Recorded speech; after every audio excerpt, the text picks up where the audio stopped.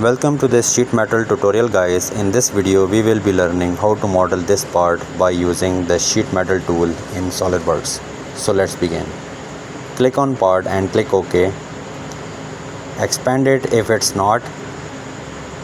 Make sure that you are working in mmgs, or if you want to work in inches you can work in IPS.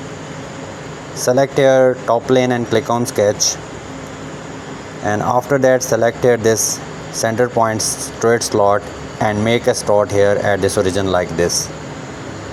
After that select your smart dimensioning tool and specify the length of the slot as 150 millimeter.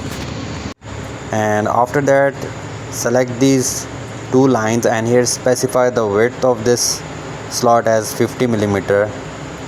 And after that go to features and select your extruded boss base, and here we need to specify the thickness, and in direction 1 we can specify the thickness as 10 mm. Check the box from here. From here you can specify any appearance you like. This is an optional step. I am specifying this appearance. Now select this face and click on sketch. We need to make two circles here. For that select your circle tool. Find this center point and make a circle at this origin like this. Now specify the diameter as 20 millimeter for this circle. Now I want the same circle on the other side. For that I will use the mirror entities, and this is the center line which will be used for reference. Select this mirror entities, and in this window entities to mirror, select this circle and mirror about this vertical line. The same thing, the same circle would be mirrored, else you can make the same sketch on other side. Select your extruded boss base, and here you need to specify the height of extrusion. I am specifying as 5 millimeter. Now select this face and click on sketch. I want to make a straight point, this center point straight slot again, and make a slot like this. Now specify the length of this slot. I am specifying as 80 millimeter. And specify the width as 30 millimeter. Now go to features and select extruded boss base and give it some height. So I am specifying here, let's suppose 10 or let's say 20 millimeter. Now after specifying height we need to fillet it, and here is the tool for fillet. We need to specify the radius of the fillet first, so I am specifying as 2 millimeter for the radius. Now select this edge, select this edge for the circle, this edge for the slot, and internal edge for the slot, and check the box from here. As you can see, all of the faces are filleted. Now go to sheet metal and here select forming tool. When you select it, in this window you need to select this flat face, and in this window we need to select these two circles and check the box from here.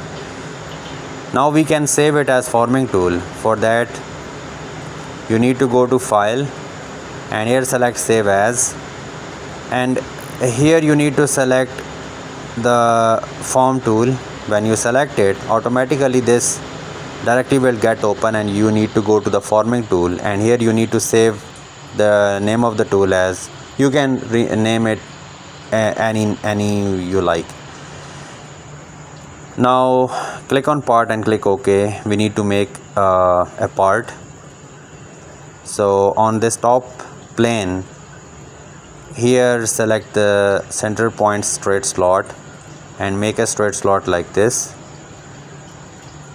Now select smart dimensioning tool and here specify the length of this slot. I am specifying 2 millimeter extra than previous 152. The previous one was 150, and same for this 52. The previous one was 50. And right click here to enable sheet metal tab. Go to this sheet metal tab and select this base flange tab, and here specify the thickness of this sheet, which is 0.5 millimeter. And after that here specify any appearance you like. I'm specifying this one. Now to enable the design library you need to select this adds in and make sure that you have enabled these toolbox library and toolbox utilities. Check these boxes and click OK. And after that, select here to this design library. Here select the forming tool. When you select it, this is the tool that we have set. So drag and drop here. Now we need to position it correctly.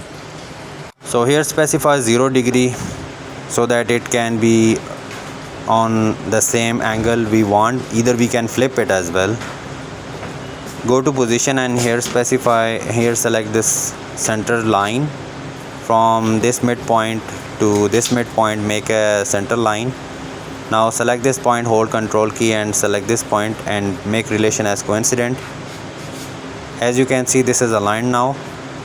Now check the box from here, and when you check this box, this emboss will get enabled. And this is basically how we use a forming tool in SOLIDWORKS. Thanks for watching.